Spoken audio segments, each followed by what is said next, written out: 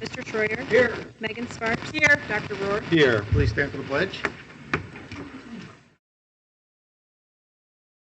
Flag of the United States of America and to the republic for which it stands, one nation, under God, indivisible, with liberty and justice for all. I have a motion for approval of the agenda. So moved. Second. Call the roll, please.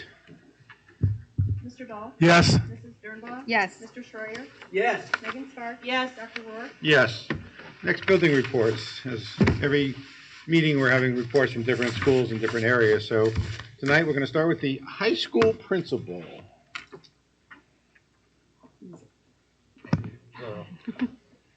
Good evening. I brought some help because there's many principals at the high school. Many of them couldn't be here tonight just due to vacations and other commitments, but I'm excited to be here tonight. I'm John Carroll, the coordinating principal of the high school, and I brought with me the East Unit principal, Jack Dernbaugh, the career technical principal, Craig Sutman, and our School of Possibilities principal, Eric Gerhardt. And so we're all going to kind of share in this presentation. We love to talk about the high school, so we promise to keep it as short as possible and leave some space for questions at the end. A little bit about the high school first is that most people want to know how big is the high school. So I put the numbers up there for everyone that we're at last count 189 certificated staff, 86 classified, and our student classes break down in the high 600s to low 700s. So as of yesterday, we had 2,737 students at the high school. Our building is organized into 3 units, east, south, and west. And central unit runs through the whole building, and kids do flow to all the units. And then with inside each one of the units, the students are broken down into an advisory group. So it's a big high school that we work awful hard to make feel much smaller. Outside of that, there's about 490,000 square feet inside and about 60 acres right here, and we try to commandeer as much as the other acreage next door whenever we can. So that's a little bit about the high school. We've been trying to live our strategic plan here at the high school since its inception, and I really want to kind of talk about the high school in the sense of how does it flow. The district engaged with our community for a strategic plan, and then from that, we started to see a need for us to engage in the Portrait of a Graduate through Battelle Institute for Kids, which has been discussed here at the board at length here. That portrait of a graduate has been named Portrait of an Elk, and today we just had another work session on the action parts of that, which really fall under another organization called Character Strong. So all connected and related, but that's just kind of like the flow of what we've been doing to try to bring our strategic plan to life here at Centerville High School.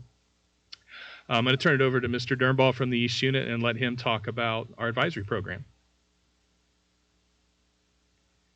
Good evening. I'm Jack Dernbaugh. I'm the East Unit principal here at Centerville High School. And believe it or not, our advisory program has been a cornerstone of Centerville High School since 1972. Our advisory program helps to make Centerville High School much smaller, more personable, and more predictable for kids. Advisories meet each morning for 21 minutes for all 4 years. So every day for 4 years, a group of kids meet with their advisor, who is a staff member here at the high school for all 4 years. Something that's very unique about that relationship that we try to foster when kids come in to Centerville High School as freshmen for orientation, the advisor is the very first official adult that they meet. And upon commencement, after commencement, they are the last person that they see as the advisor hands their advisees their diplomas. So it's a very special relationship that we try to foster, and I think it's been a very good success. So what are some ways that we use advisory? Some additional ways. Each grade level has its own theme because the needs of freshmen are different from juniors, which are different from seniors, and so on and so forth. So we try to hold to those themes to create activities that we do with the kids. And for example, 9th grade is orientation. How does a student become familiar with Centerville High School, and how does Centerville High School become familiar with that student? That's the orientation. For the sophomore year is exploration. what are the vast amounts of opportunities that kids can participate in and explore to get to know what those are. The junior year theme is action. So becoming steeped in those activities, doing the very best that you can, preparing for the senior year, leadership positions. And then the senior year, that theme is transition. So looking at life beyond Centerville High School, whether that be college, whether that be a career, or even both. So those are some things that we try to do.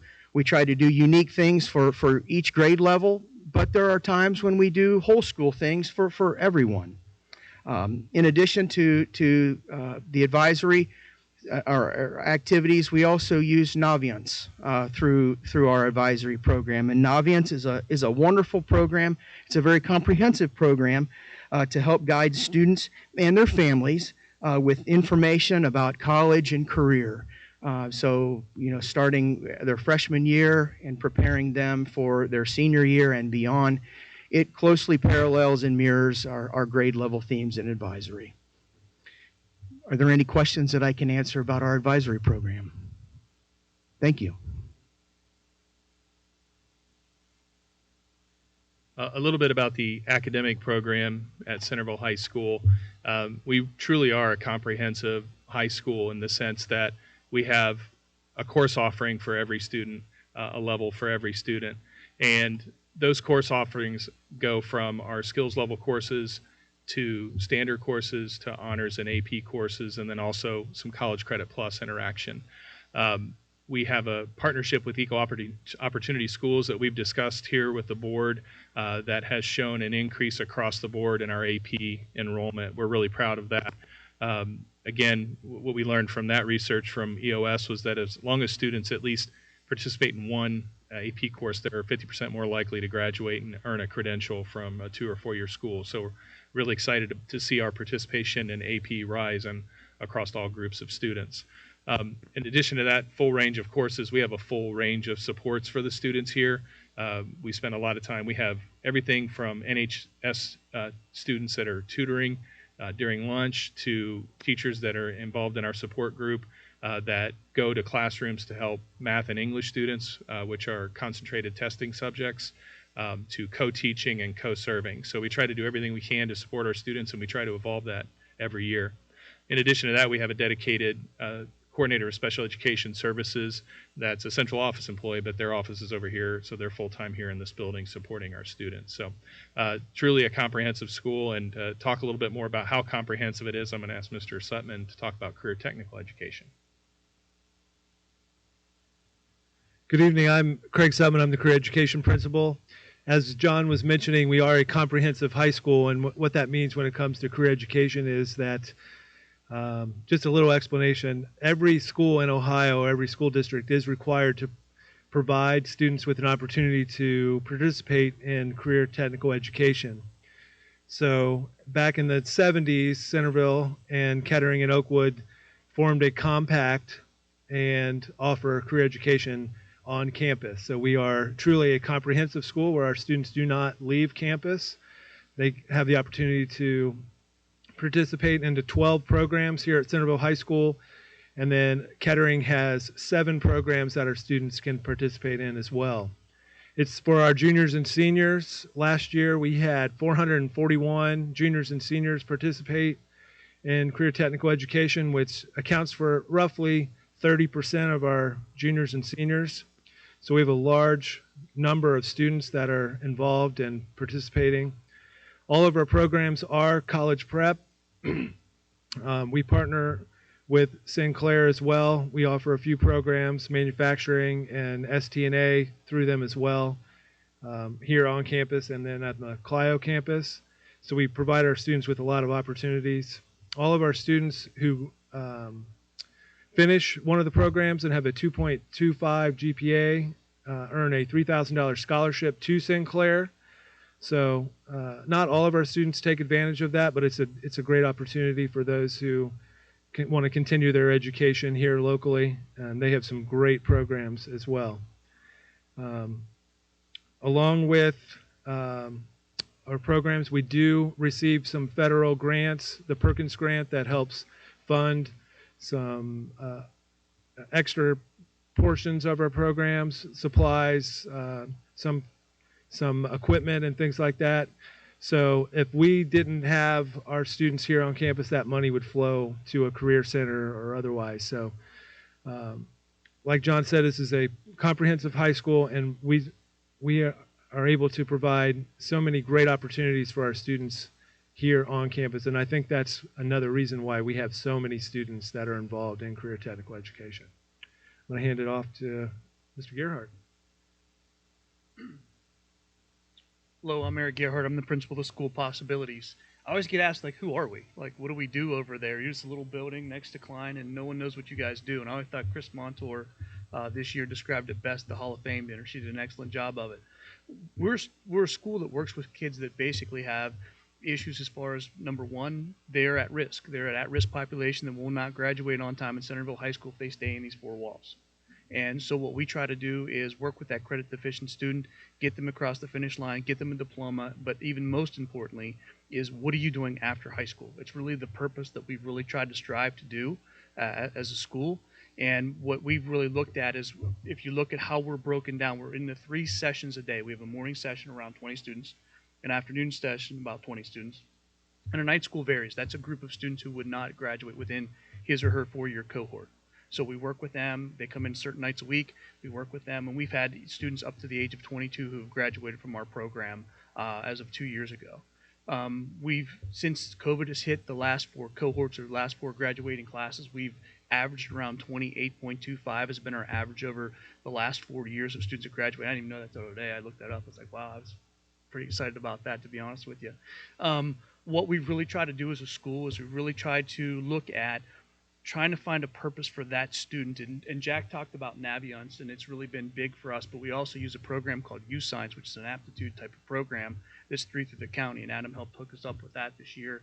It's really worked very well, and it really helps build what are they good at, and we try to find that and try to find schools for them. So this will be our 5th year of basically teaching career ed over there. We have a career ed class, which is an elective, and that class is bared a lot of fruit. Like, we had the nursing program. We had a student that graduated this year. She went into the STNA program as well, and then she is now working for Premier Health. This is our 5th welder in 5 years. That welder got a scholarship to go to Hobart, which is a part of our field trips that we take every year. Our field trips, I'm grateful that we get to take them, because until our kids can see it, they won't understand it. Like, what really goes into welding, what goes into construction trades, what goes into these things. And what we try to do is, when that student shows they start gravitating towards a certain career field, we try to find them job shadowing experiences and even apprenticeships and internships. So we've had that opportunity for our kids. I think it's helped them tremendously. And really, for students who were at risk of thinking of dropping out of high school, now they're gravitating towards the workforce and bearing fruit in a positive direction in their life. So it's some of what we do at the School Possibilities. Thank you.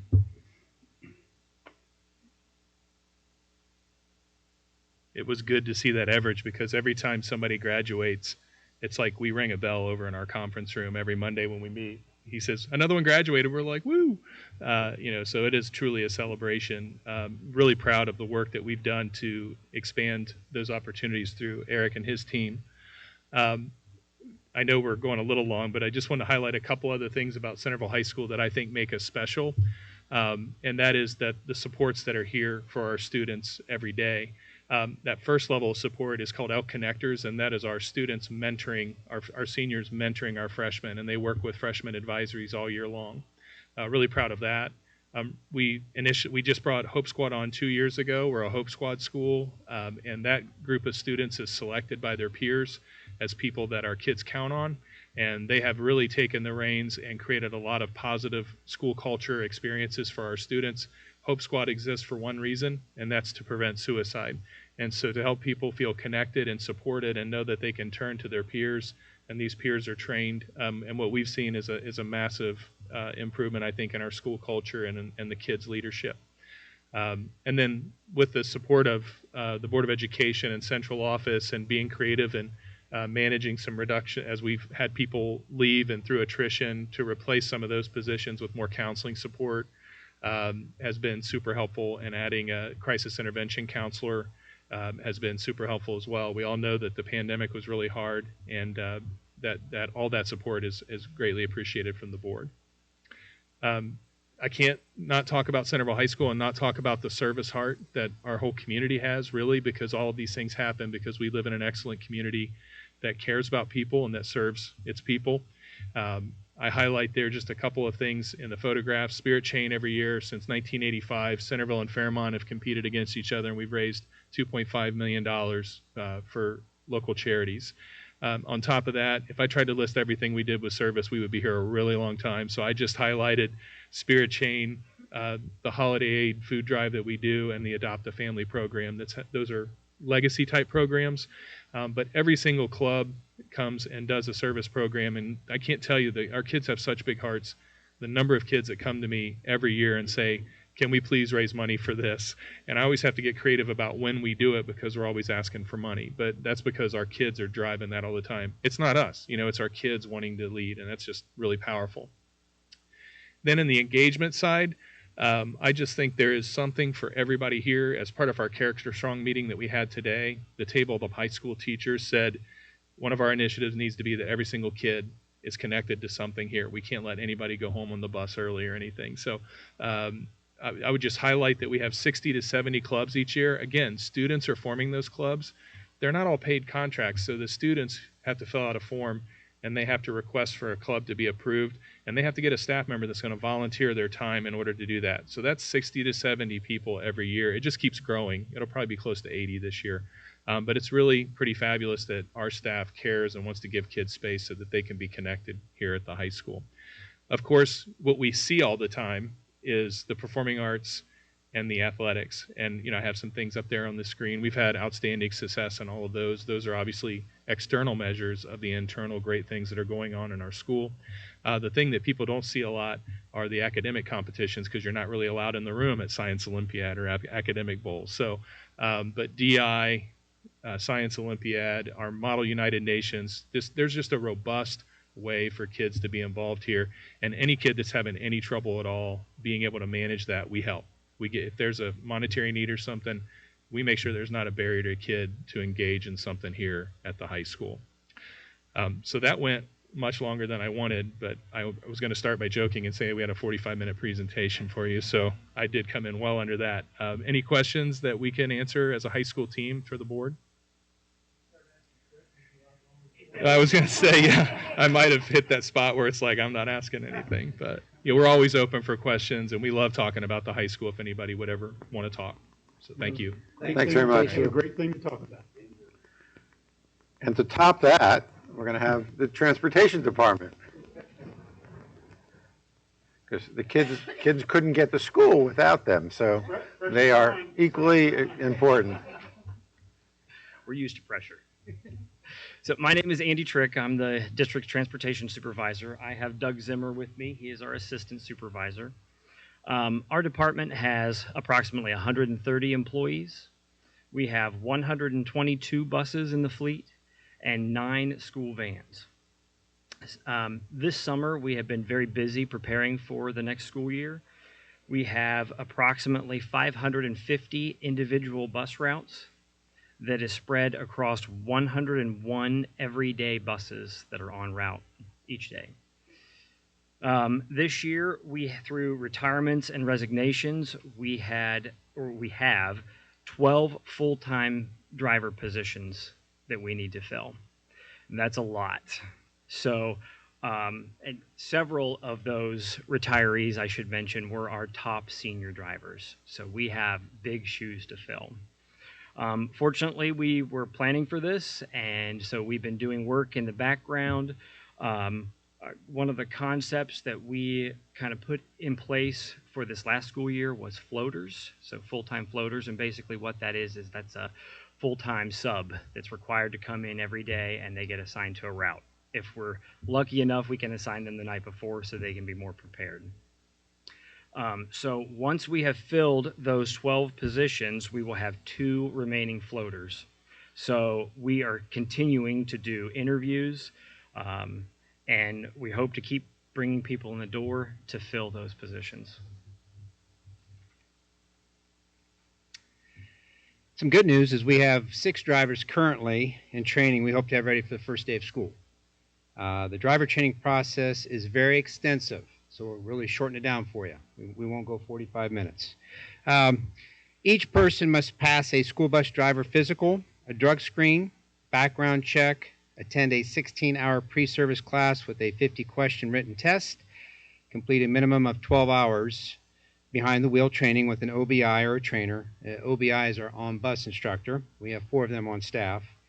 And pass a CDL test that consists of a 60-point pre-trip inspection, different maneuvers, and a driver road test with a CDL examiner.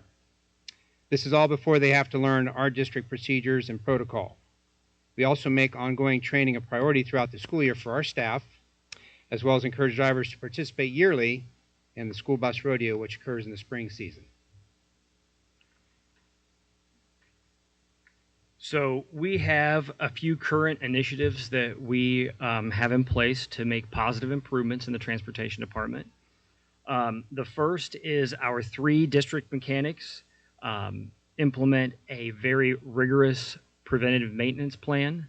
One of the biggest and most important, I think, pieces of that preventative maintenance plan is the undercoating of all of our brand new buses that we do. We started that back in 2016, and that is to help mitigate some of the rust that we see throughout the life of the bus, and hopefully one day we can extend the life of all of our buses so that we don't have to buy quite as many at one time.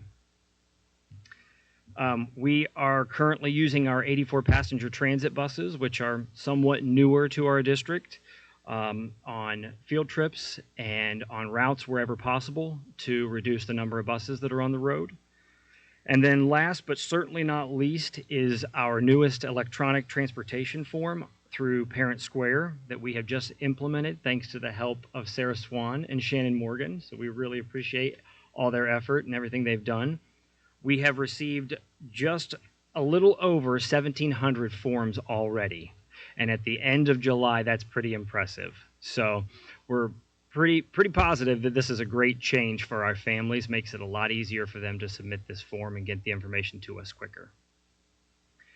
I was also asked to share an update. So as you know, we had planned to eliminate transportation and offer payment in lieu of to Bishop Leibold and CJ. We had several families reach out asking us not to do so. And through careful consideration and some additional planning, we are going to continue providing transportation to both of those schools. So I would be remiss if I didn't say publicly how proud I am of our transportation department, our drivers, our aides, our mechanics, our secretaries, Doug.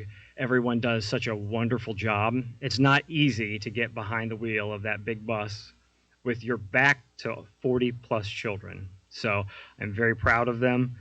That concludes our update. We are always looking for more drivers, so if you know anybody, send them our way. And thank you so much for your time and allowing us to share. Thanks. Andy, just since this will be broadcast on cable, what would be a good number for them to call if someone was interested?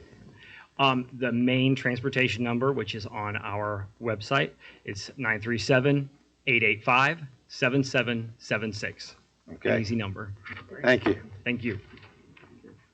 Yeah. So I just want to take a minute to say thank you to our principals for being here tonight. In the middle of the summer, you guys have a lot to do, a lot of things going on, so appreciate you giving up your time, providing a great story about the high school. So thank you in advance. I also want to thank our transportation supervisors. You know, I don't think our bus drivers get enough credit. They drive in the rain, the sleet, the snow, tornadoes. They have to get kids out for an early dismissal if need be. They always do it with professionalism, and they take great pride in their work. And so thank you, our supervisors tonight, for being here and sharing that, and thank our drivers for us. We appreciate what they do. Great. Thank you. Next is a time for public to come up and talk and speak.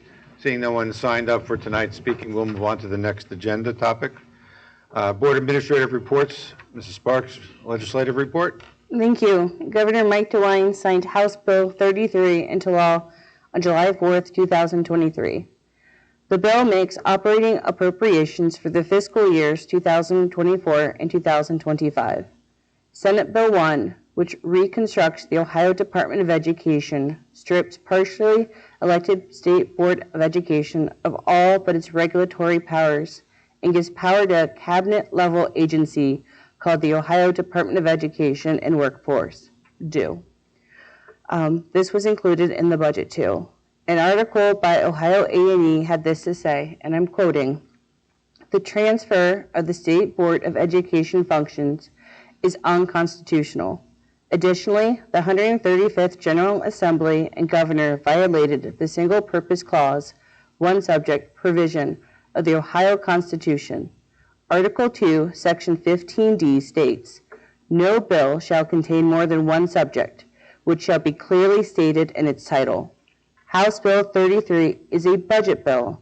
The transfer of primary duties of the State Board of Education to the governor's office is a political or a policy matter unrelated to finance. This matter should immediately be challenged in court. If the transfer would be enacted as a separate bill, it was House Bill 12 before being injected into House Bill 33, it could be successfully challenged in court. In 1953, the people of Ohio passed a constitutional amendment that transferred the Department of Education from the governor's office to the State Board of Education." And that's the end of the quote. On a different note, OSBA, the Federal Legislative Advocacy Group flag, involves local school board members selected from the congressional district throughout the state who are committed to a grassroots advocacy for public education. The ultimate goal of the committee is to make public education a top priority of the federal government. The committee provides board members with an opportunity to make a difference in the education of national public school children. During the course of the year, members receive vital information concerning federal education legislation and national issues. What is current, what is proposed, and how it helps or hinders public school. Centerville City Schools in District 10, we represent over 30 school boards, and I got a phone call that I have been asked to be District 10 alternate. So next year in September, hopefully I will be going to Washington, D.C. and advocating on a federal level. I've talked to Sheree and Adam, and they've agreed to help me, and I have a mentor who's been doing this position for a long time, so I'm super excited. Congratulations. Thank you. Well deserved.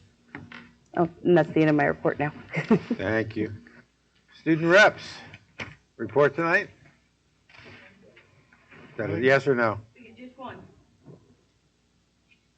Who is it? You weren't here last month. The Up to the podium. mic. Just introduce yourself, your grade, and what you're hoping, or what you're most excited about. Okay, my name's Ashita. I'm going to be a senior this year. I'm really glad that I get to be a part of this board. I can see you guys are doing some great work, and I hope that I can contribute to that. Thank you. Next, treasurer's report. Mrs. Sawburn. Good evening.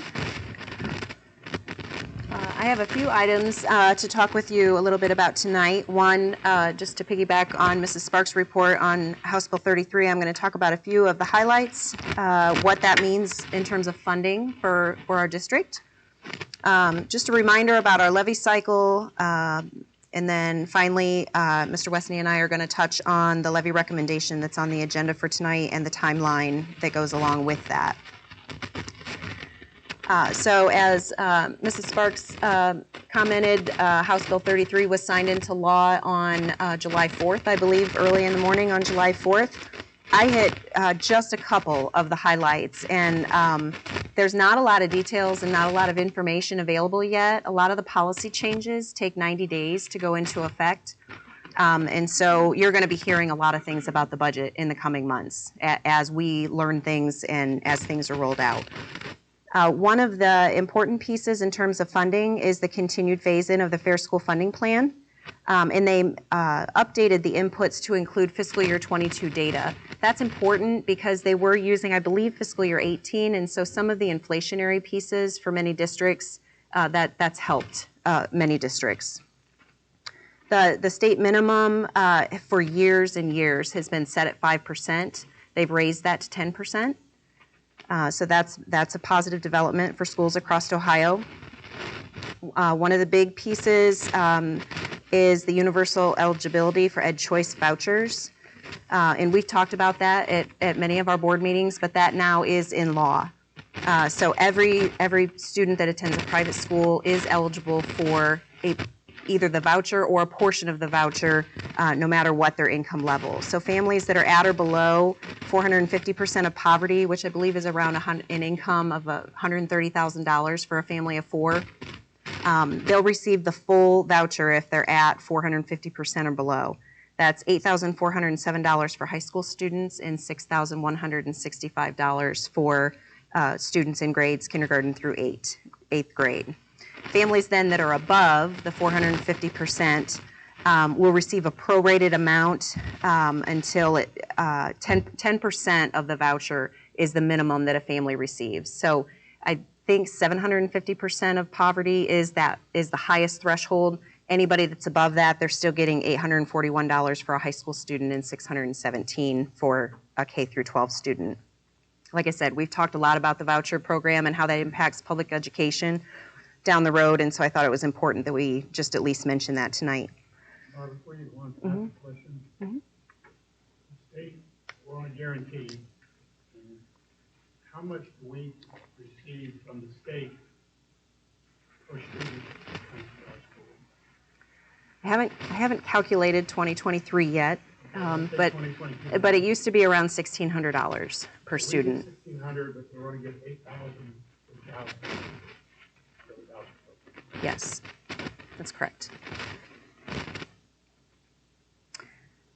Thanks. You're welcome. One of the things that Mr. Tarpey has shared with us and that we've been talking as an administrative team and shared with you as a board member is some of the difficulty in hiring staff members and having enough teachers that are licensed in their appropriate areas, having enough people, I guess, in terms of the pool of people. The House Bill 33 does change the grade band licensures back to, it used to be a kindergarten through 8 licensure and a 9 through 12 licensure. And so some of those tiers that are in the middle, I think there was 4 to 9, and Mr. Tarpey could tell us for sure what all those were. They've done away with that, and so moving forward, it's going to be kindergarten through 8 or 9 through 12. And this is supposed to help with the hiring process so people are eligible for more positions. So that's a change with House Bill 33. And then I listed just a few of the things that stuck out in my mind that I know our curriculum department and student services and special ed, you're going to be hearing about these things in the coming months. Third grade reading guarantee, there's some changes there. A lot of transportation compliance. So it's interesting that we heard our transportation update tonight, but there's quite a bit with transportation. School records and our timeline on transferring records when a student leaves the district. Mental health training for coaches, I thought was an interesting piece. There's going to be a requirement for that. And there was a mention of having action plans in place regarding seizures in the district. So the budget bill is not just financial, or it ends up being tied to finances because of new requirements and certifications and things like that we maybe have to implement. And so I just wanted to put that on there. Like I said, just as a reminder, there's a lot of policy that goes into the budget bill. It's not just the amount of money that we're receiving. Laura, before you move on to the next state funding for CCS, could I ask Dan, for about 15 years now, I know in Ohio colleges anyway, there was a K to 3, a 4 to 9, and a 9 to 12 certification. With this new law, could somebody with a 4 to 8 licensure go back and teach first grade or second grade? You know what I'm saying? I don't know the specifics yet, Jeff. It's still so new. The K-8 concept sounds more convenient for schools. I don't know that it's the best thing in terms of what you're getting in the classroom because they have specified it. It was K-3 for several years. Just 2 years ago, they moved from a K-3 model to a K-5 model, which expanded. We got caught sometimes with K-3 because in our buildings we have 2 through 5, so we get pinched with a K-3 person. So the 4-5 concept really helped us, but K-8's a pretty broad target. So I just haven't read all the specifics yet to give you a really great answer. Thank you. Thank you. And as I mentioned, these policy changes are things that we'll get guidance on that. There will be a lot of information that ODE puts out in the coming months. So now to talk a little bit about how the state budget bill, House Bill 33, affects the funding for us specifically. I remember back in, it was either the March or April board meeting, I mentioned to you that the House had passed their version of the budget bill, and it included an increase for us. And I said, but the Senate has to go through that, and there will likely be a conference committee because they typically don't agree, and it goes to conference committee. And so I mentioned to you that could very well change. Well, it actually didn't. The state ended up, the conference committee ended up approving the House's version of the simulations. And we are going to receive and it's estimated. I looked on our first foundation payment here for July, and it's not been updated yet. That's typical, that I don't, we won't see that until ODE has an opportunity to get that worked into their system. Estimated $737,000 increase in funding for fiscal year 24. That represents about a 5% increase in state funding compared to fiscal year 23. But I went ahead and calculated what that is in total revenue for us as a district, and it's 0.65% in terms of total revenue. So we're grateful for every dollar that we can get, and I am happy to say that there is an increase, estimated increase. Again, I've not seen it yet, and so I'll be reporting as the months go on too, but it is a small increase in terms of the total dollars that we work with on a yearly basis. 25 then, there's an additional 561,000, which cumulatively is about a 9% increase in our state funding compared to this past year that just finished. And that's about a 1.14% increase in our total revenue compared to what we received this past year. But that's not until 25. So that is promising. Like I said, we're appreciative of every dollar that we can get because we have been on the guarantee for many years. What I think this funding might be is potentially related to categoricals. I think it could be related to maybe transportation or preschool. Again, I don't have the details. I only have a sheet that has these numbers on it that just says, here's your funding, estimated funding for next year. There's no details yet on any of my reports for me to actually be able to pinpoint what the funding is for yet. So again, I will report on that once I know exactly what that money is for. So when you say related to categoricals, so if it's through preschool, then we can only use it for preschool. It can't just go into the general fund. Yeah. It's going to be a very specific reason that we can use the funding. It will go into the general fund. I can tell you that the amount of money we receive for those categoricals, we already spend in excess, just based on our normal programming. So there won't be any worry that we won't be able to spend the money. Right. It just will go towards, some of those, to offset some of those programs. So that's what I think. Like I said, I don't have the details of that yet, but that's what I think it's for. Historically, when do you typically start to see that in, there's no standard. Well, it used to be October, I could count on. Now, when the Fair School Funding Plan was implemented, it was January, but that was a total overhaul. They didn't overhaul the system this time, so I hope October, but the last time I said that to you, it was months after that. So. I mean, I won't hold you to it. Yeah, yes, please don't hold me to it. Yes, please don't hold me to it. The items that you mentioned, if there's other changes transportation compliance, school record requirements, mental health training for coaches. Is there any funding for any of those things as far as you know right now? Not as far as I know. Those could be additional mandates that are, once again, unfunded. They could be, Yeah, yes. Right now, we don't know. Right, we don't know. That's Thank correct. And I do think you're right. I mean, I think some of the published literature in the media has been categorical on this stuff. So that's sort of it looks like that's what's going to happen. Yeah, and again, I just want to also emphasize, when you talk about 737,000, agree with you. It's a good chunk of money and very much appreciated. But the point of it increases our total revenue by 0.65%. Our expenditures, our expenses, the cost of living go up way, way, way more than that. So when people say, well, you're going to get all this extra money, it's nice, and believe me, much appreciated, like you said, but it certainly doesn't cover enough that we should reconsider in terms of levy, because our needs are still going to be there. And again, part of our discussion, again, was originally going to be 6.9, and we dropped it to a 5.9. So there's been some compromise in terms of how much we need and what we can use.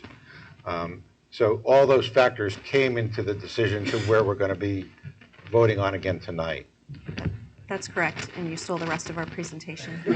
I'm sorry. It's okay. No, that's exactly. My computer's not working, so I don't. That's okay. I have one other question. Yep. Just kidding. Where you're listing the 0.65% increase in total revenue and the 1.14 for fiscal year 25, that's percentage of our general fund. General fund revenue. Yeah, so that yes. doesn't, if you lump in our PI expenditures that we do every year, our technology, our buses, it's even a smaller It's even drop smaller. in the bucket. That's Okay. true. Yes.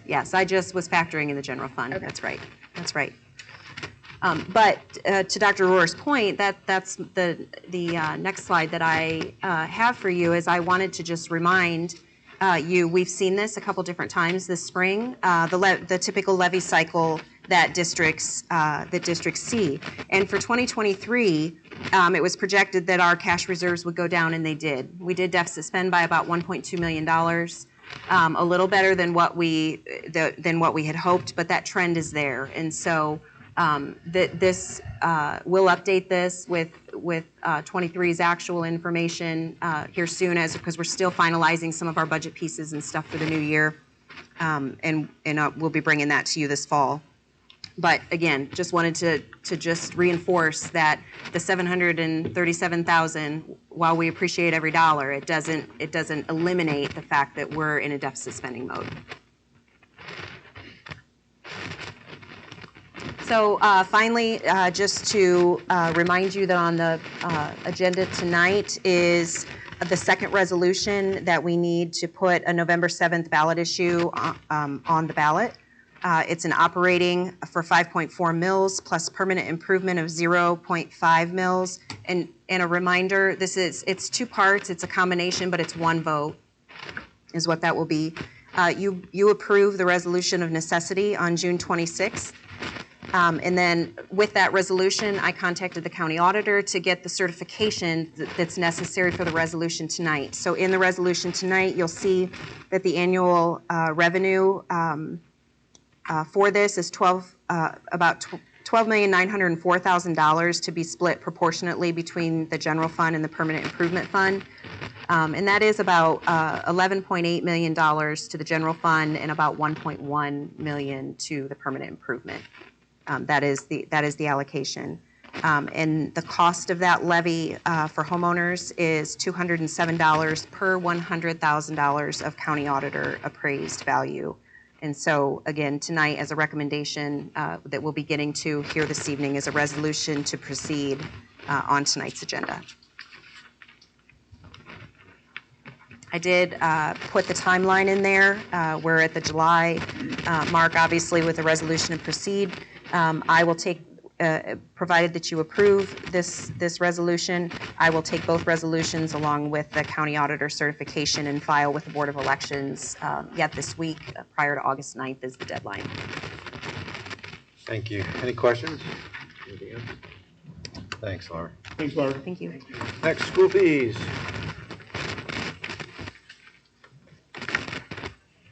We have Adam and Shree coming up to talk about our elementary, middle school fees and our high school lab fees for us tonight.